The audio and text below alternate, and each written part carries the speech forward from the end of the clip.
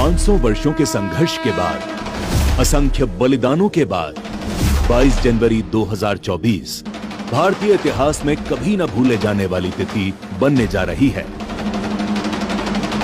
क्योंकि इसी दिन करोड़ों हिंदुओं के सदियों पुराने संकल्प की पूर्ति होने जा रही है।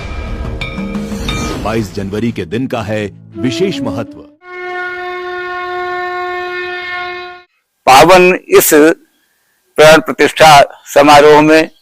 हम लोग सम्मिलित होंगे और ये हमारी संपूर्ण सनातन संस्कृति का एक स्वर्णिम काल है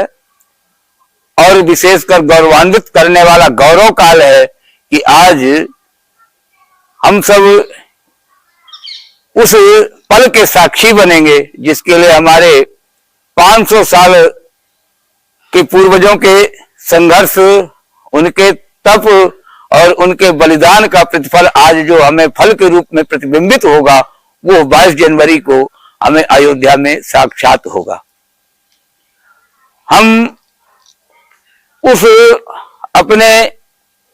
संघर्ष काल को भी जब याद करते हैं जिस समय राम जन्मभूमि का आंदोलन अपने चरम पर था और हम सब यहाँ वृंदावन के संत विभिन्न क्षेत्रों में जाकर देश के, विशेषकर मैं उस समय राजस्थान में इस आंदोलन का नेतृत्व के रूप में ही था, क्योंकि मेरे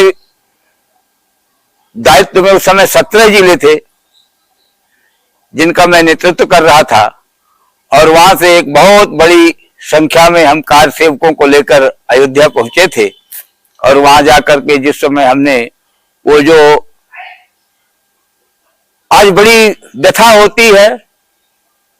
और साथ में उन कार सेवकों के चेहरे हमारे आंखों के सामने आ जाते हैं जिन्होंने अपनी भरपूर यौवनावस्था में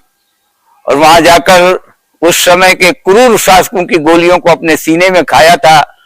और इस राम जन्मभूमि आंदोलन को इतनी धार दी कि उनकी प्रेरणा से और उनके बलिदान से हमारे सारे देश में, सारे सनातनियों में, सारे हिंदू समाज में एक नई ऊर्जा का संचार हुआ और वो आंदोलन इतना गति पकड़ा कि वो बाबरी ध्वंस तक पहुंचा और बाबरी ध्वंस के पश्चात वर्षों की लंबी कानूनी लड़ाई के बाद और आज वो सुंदर स्वर्णिम काल हमारे सामने उपस्थित है कि अब हम बड़े गौरव के साथ उसी अयोध्या में जहां हमने लाठी और गोलियां खाई थी वहां ससम्मान जाकर बैठकर और अपने आराध्य को, अपने इष्ट को राज्याभिषेक होते हुए देखेंगे। हमारे लिए इससे दूसरा कोई और सुंदर क्षण नहीं हो सकता। हम लोगों का, साधुओं का जीवन भगवान के लिए होता है और भगवान को हम आज अगर वापस उनके पूर्ण वैभव, पूर्ण सम्मान और हिंदू समाज का विश्व में गौरव बढ़ाने वाला क्षण अगर हमारे सामने है तो उसमें हम भी अपनी भूमिका, वृंदावन वाले भी मानते हैं कि यह उसमें अग्रणी भूमिका वृंदावन के संतों की रही और उसी का प्रतिफल है कि आज श्री अयोध्या में श्री राम लला अपने उस भव्य दिव्य नव्य प्रासाद में विराजमान होंगे और आगे आने वाली अनगिनत हजारों पीढ़ियां वहां पर भगवान का दिव्य दर्शन करेंगी और वहीं से संपूर्ण जगत में हिंदू संस्कृति के अभ्युत्थान का ध्वजारोहण भी हो रहा है और आगे ये हिंदुस्तान, जिसको हम आज हिंदुस्तान कहते हैं, भारत कहते हैं, ये हिंदू राष्ट्र के रूप में भी आगे बढ़ेगा और हिंदू राष्ट्र का भी एक, मैं तो ये कह रहा हूं कि यहाँ से शुभारंभ है। और वैसे तो हम हिंदुस्तान में रहते हैं, हिंदू बहुसंख्य देश में रहते हैं, वैसे भी हम लोकतंत्र की दृष्टि से भी अगर देखें तो जहां जिसका